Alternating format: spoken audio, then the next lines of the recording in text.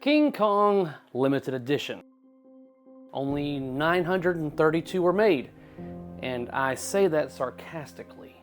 But it's not just the amount built that makes it limited.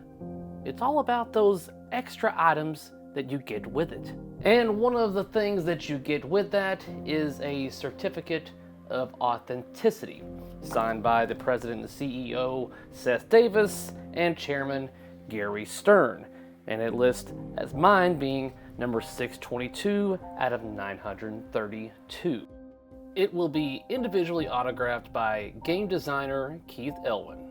A sequentially numbered limited edition plate. A limited edition King Kong Unleashed full color mirrored back glass with hand-drawn artwork by legendary pinball illustrators Kevin O'Connor, Greg Freris, and Jeremy Packer. Exclusive full-color reflective foil, New York cityscape, and Terror Island side cabinet decals with hand-drawn artwork by legendary pinball illustrators, again, Kevin O'Connor, Greg Freris, and Jeremy Packer. Exclusive foil inside art blades with hand-drawn artwork by legendary pinball illustrators Kevin O'Connor, Greg Freris, and Jeremy Packer, and then interactive speaker expression lighting with King Kong on building, silhouette, and King Kong themed game effects.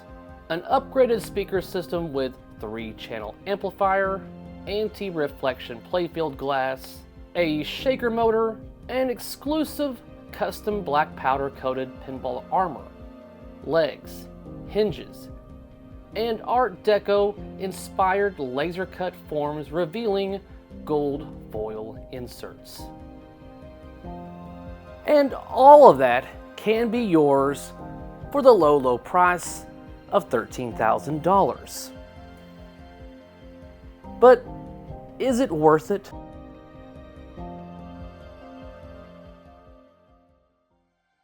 No. Now let me be clear. This is nothing against the game. The game, I think, shoots great, and you're going to be very happy with a lower tier. This is merely talking about this limited edition in particular. To be honest, I've always felt that the limited editions weren't worth the extra cost on material basis alone, but that was mere speculation. But now that I've had this here, I've been able to take things apart, see what kind of quality that we're dealing with here. And now that I've done that, I can surely assure you that cost alone do not justify the price increase. I'm sure some of you are already wanting to comment about how it's not about material cost that makes it an LE. Stick with me, I'll get there. But first, let's just kind of go over all of these LE perks.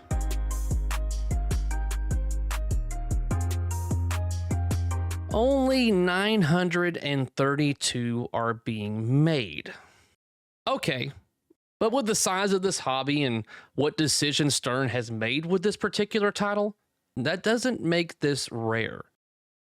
Rare, limited, exclusive, these are all like keywords that just kind of get thrown around quite a bit in this industry. I remember watching the YouTuber The Collector on his video in regards to unboxing his John Wick LE, and the title of the video stated, "I bought the most rare pinball machine on the market," and they made 1,000 of those John Wick limited editions.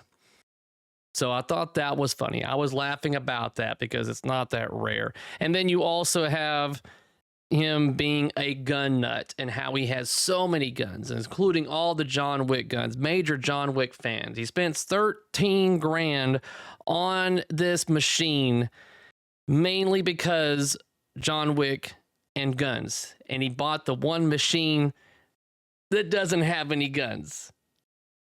But you know what does have more guns than John Wick Pinball? My new shirt. I mean, I'll give you a little glimpse right here, but it will be up for sale very soon, and it will be a perk in my upper tier, so look for that coming soon as well when it comes to Patreon. But back to Kong. Stern seems to be playing the guessing game right now with the amount of LEs they should make going forward. And if you look back in their previous titles, you will see what I mean. I mean, Deadpool, Jurassic Park, Stranger Things, Avengers, Teenage Mutant Ninja Turtles, like all of these games were 500. They made 500 of those when it comes to limited editions. And then as COVID started to go into play, Mandalorian went up to 750. And then we go into full-blown high demand, and that's when we see Godzilla with 1,000. And every game after that has been 1,000. Rush, James Bond, Foo Fighters, Venom, Jaws, Wick. And something happened, or has gradually taken a hold of what their plans have been. And now they're having to adjust. Now, we saw this coming a lot sooner than they did, evidently. But I'm guessing that they were just kind of like hoping that maybe, with Venom, maybe it was a one-off. When it comes to Wick, maybe that was a one-off kind of thing. Jaws did well mainly because it had assets and it had Keith Elwin behind it.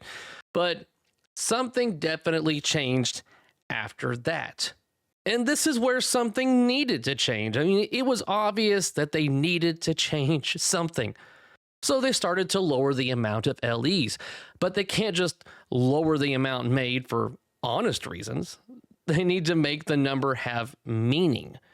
So they find a number in the world of that particular theme that they are working on. And that is around what they would like to make by creating. So like, just for instance, like I guess X-Men, the number 811 has some sort of meaning in that particular world. So they are going to make 811 Uncanny X-Men. I mean, they say they chose this number due to the number having some sort of significance in the lore, when honestly, they're just guessing at how many they should make. And then not too long after that, we have the Metallica Remastered. This is a true limited edition game. And guess what? Due to the nature of it being a true limited edition, the demand is high, the value is high.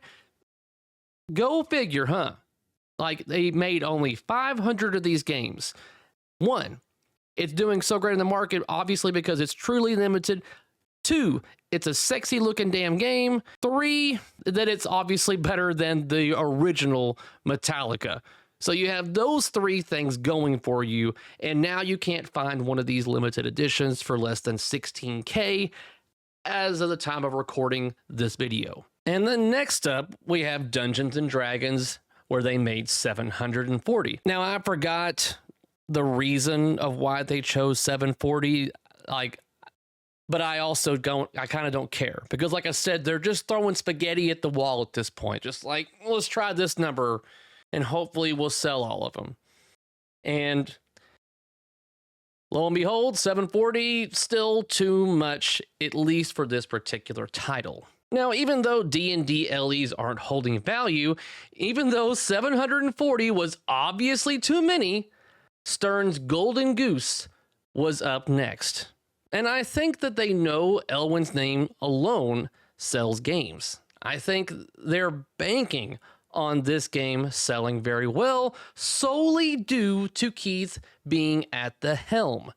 And there's historical data to prove that his games are hits. They cut so many corners on this LE and still thought that making 932 was the way to go. Now we're only like a few weeks, post release of this game, okay? But they're not selling as well, I think, as distros were hoping and what Stern was expecting. But if Elwin's name can no longer move units, where do they go from here? Well, obviously make the game limited again. Drop it down to 500. This will give the owners more reason to buy. It's actually a low number, and that would make the rest of the crap that I'm about to talk about less meaningful than it already is. But like I said, Stern is throwing spaghetti at the wall for the sweet spot for LEs. And it wouldn't surprise me if you see their next release somewhere between like the 600s to 700s. But aside from the amount built, what else went wrong with Kong LE, the art. Now, this isn't a review on the art package as a whole. This is merely stating that the LE for Kong isn't special. It's merely the Pro art package on the left and the Premium art package on the right. Yes, you do get a special back glass, which is honestly my favorite of the three options. The LE should have the best art package, plain and simple, not a combination of what everyone else has. I mean, my local arcade has a Foo Fighters Pro, but one side is Pro and one side is Premium. That's pretty limited. That's right, you can get a true limited game by the factory merely just messing up. And it's not going to cost you an extra $3,500 either. Okay, so aside from not getting special artwork, you do get special kind of decals. And these foil decals, which honestly, in the right light, can look pretty good. But they also, in some, okay lighting, look very dull. But in the end also, depending on how you have your game placed, when you have it pushed up into a lineup, you're not going to really notice it anyways. To wrap up the art portion, the LEs need to be sexy and better than the lower tiers. The people buying the LEs want to have the best version of the game. That's one reason why they buy it. They want to know they have something others want, but not just what others want, but something they can't have. With someone remaking the LE back glass in Brazil, what does the LE provide art-wise that you can't get on your lower tiers? Now, the next item on the list is the obsidian powder coating armor, legs, and side rails, all that stuff. Obsidian. Ooh. It's black. That's what it is. Matte black. Not even glossy, sparkles, nothing. Just a flat, matte black. You can't get more boring than that. And honestly, it wouldn't be that big of a deal if it fit the rest of the art. You have an art package with so many colors, arguably too many. And they could have gone with an exotic color to match the jungle, but they lean towards the Art Deco New York side of the game, which is just safe. It doesn't help the game stand out, especially from the lower tiers of the same game. Yes, the side rails make the game different, but not stand out. Not to mention, when the accessories get released, there will be a special side rails available for the lower tiers more than likely. So we went over the quantity being made, we went over the art package, the side rails. Let's talk about everything else, special that they throw in onto the LEs and things that we can actually put a price on too. I had to go grab it again, but I mentioned this at the beginning of the video, but it is the certificate of authenticity.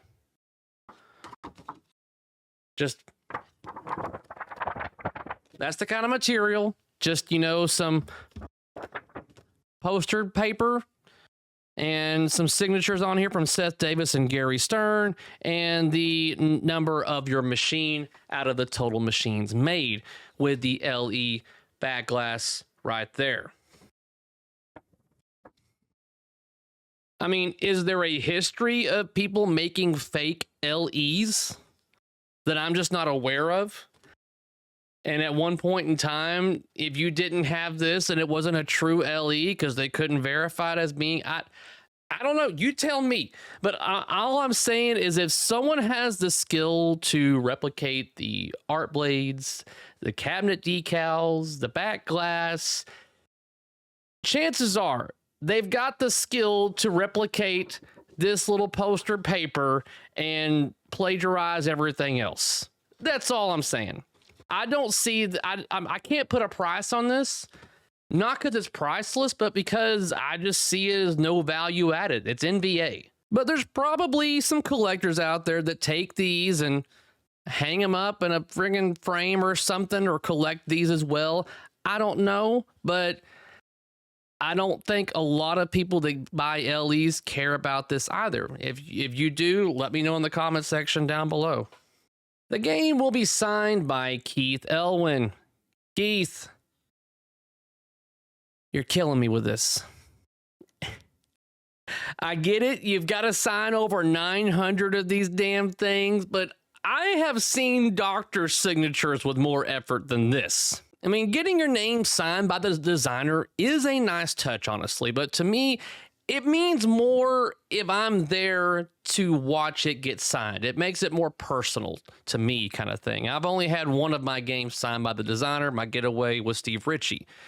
That meant more to me than just receiving something that he's signed before. But, you know, so him having a signature on the game, knowing that all he's doing is going through a box of these and moving on to the next one, and then giving that box of signed things to the assembly workers doesn't seem very special to me. This is something also I can't put a price on. But I will tell you that if you go to a pinball show and Keith is there in the signing booth with the rest of the Stern people, he'll sign whatever you give him for free.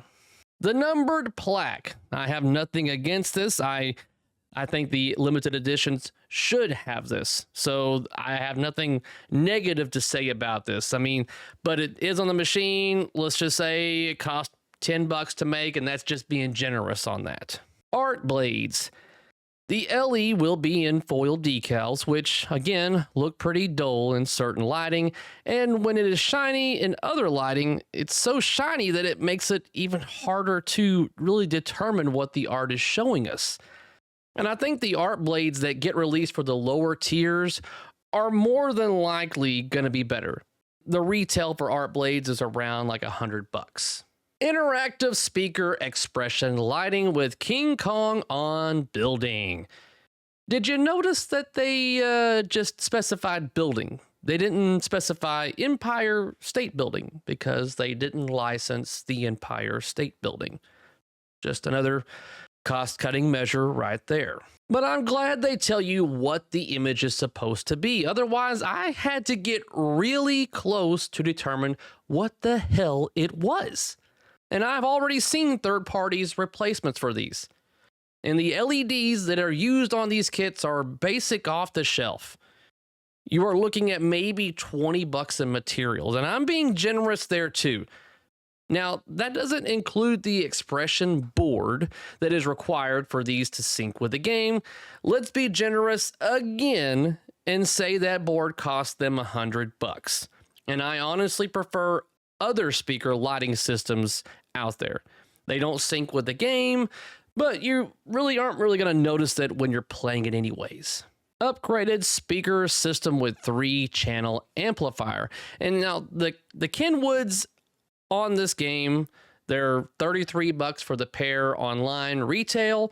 The subwoofer that they have is another like $35 retail. So you're looking at around $70 for the speakers themselves. We don't know, again, what their amp that they're using runs them. So once again, let's just be generous and say it's $100. Okay? So $170 for an upgraded speaker system. And I got to give the speaker system a little bit of kudos. I cranked it up full blast all the way, and I'm not getting any kind of fuzzing or bad sound. So the amplet that I use, the speakers are quite suitable for what it is. But there definitely is third parties out there with a subwoofer that'll give you a lot more bass. Pinwoofer, just to name one. No sponsorship there. Just saying, I've experienced Pinwoofer, and it's pretty damn good. Anti-reflection glass. I mean, the glass is nice. I only recently became a fan of these anti-reflection glasses. I had a video going over some of them, and all I can say is that for me, they're definitely better than your standard Stern glass that you see. But I can also tell you that with the price differences between like Voodoo, that is over $200, and the retail for Stern's glass is over $240, there are cheaper ones out there that I think it's Barrels of Fun as well as Multimorphic are selling that are damn close to similar. So similar that you're not going to really notice that much for a cheaper price. But I'm not trying to advertise options. I'm merely stating that they offer the anti-reflection glass on this. It is good, but they have it retailed at $240. Shaker motor. I do love a good shaker motor in a game, especially whenever it's synced up to the game accordingly. And these things retail for $110. So let's do the math here, okay? I'm looking at like $750 in extra features. And again, this is me being generous, and this is also retail pricing because you know they're not paying retail for their items. They're paying a fraction of that because they're buying in bulk. And there's another item that I can't really get a good pricing on because, you know, it is what it is. I'm sure they're getting a bulk pricing on that, but that is their powder coating and the cutting of their side blades. But they retail whenever they do come out in the accessories for, I want to say the mid-range is, what is it, $300? Yeah, so $300 is the average price retail for your side rails. That's not including the legs or anything. But so I want to say we're right around the $1,000 mark to maybe $1,100 or $1,200 to be ultra generous right there. So let's just say, screw it, I'll say $1,200. $1,200 and generous retail pricing features that you know they're not paying for a $3,500 upgrade. Now, normally, an argument could be made that a great deal of money went into the development of the LE art package, but that can't be made for this game because they utilize the Pro and the Premium, except for the back glass. Every LE isn't the same when it comes to building materials. Sometimes it's licensing restrictions that can alter what we get, but there wasn't a license restricting this game, yet they seem to have cut the most corners on this title, and it still cost $3,500 more than the Premium.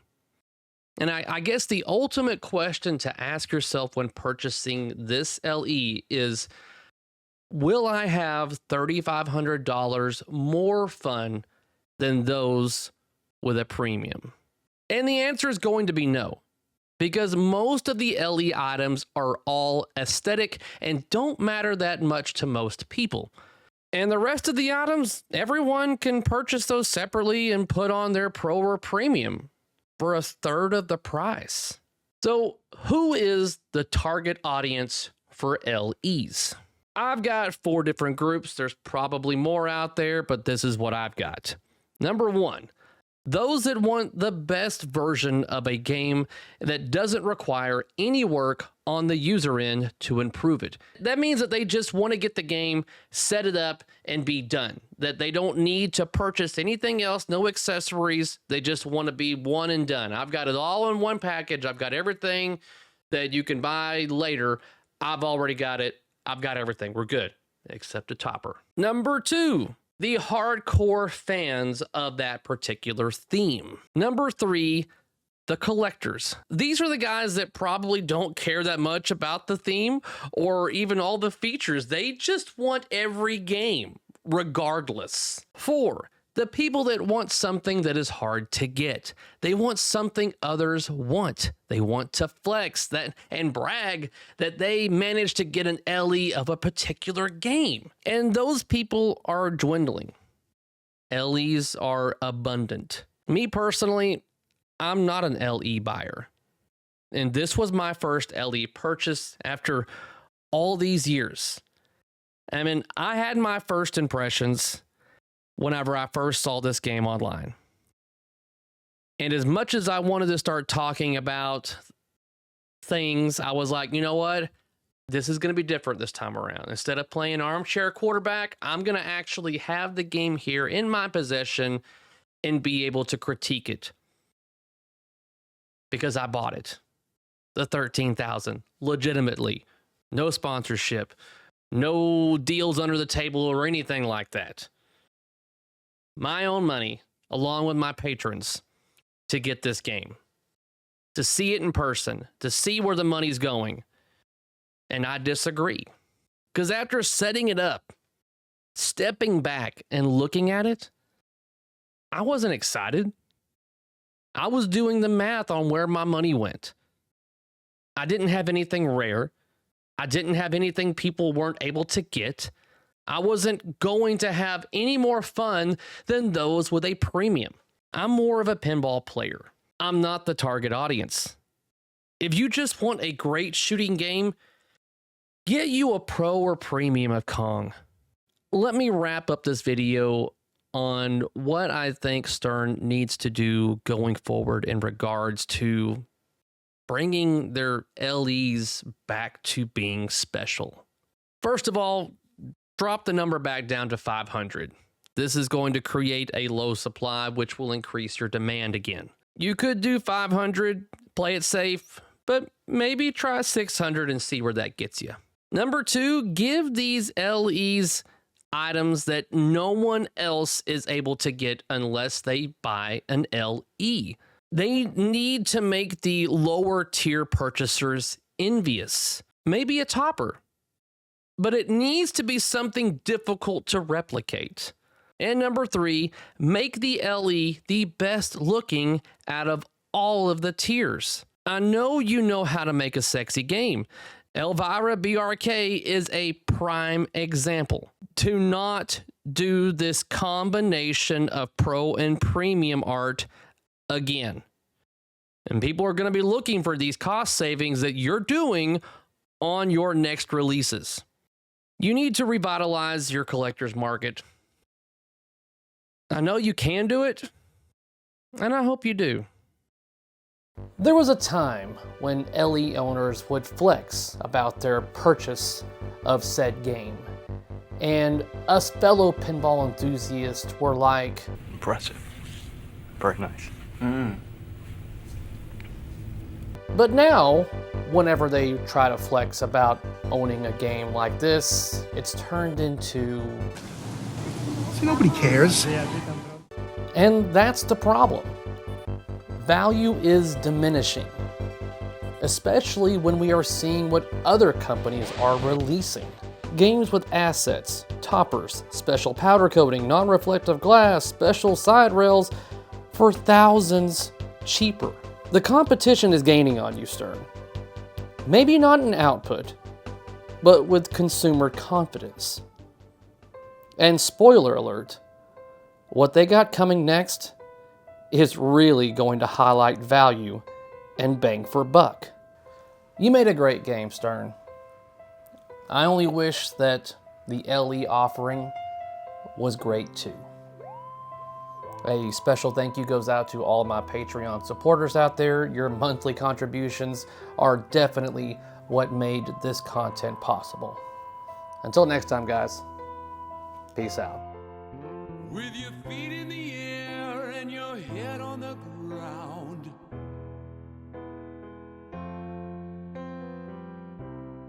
trying to trick and spin it, yeah. Your head will collapse and there's nothing in it, and you'll ask yourself,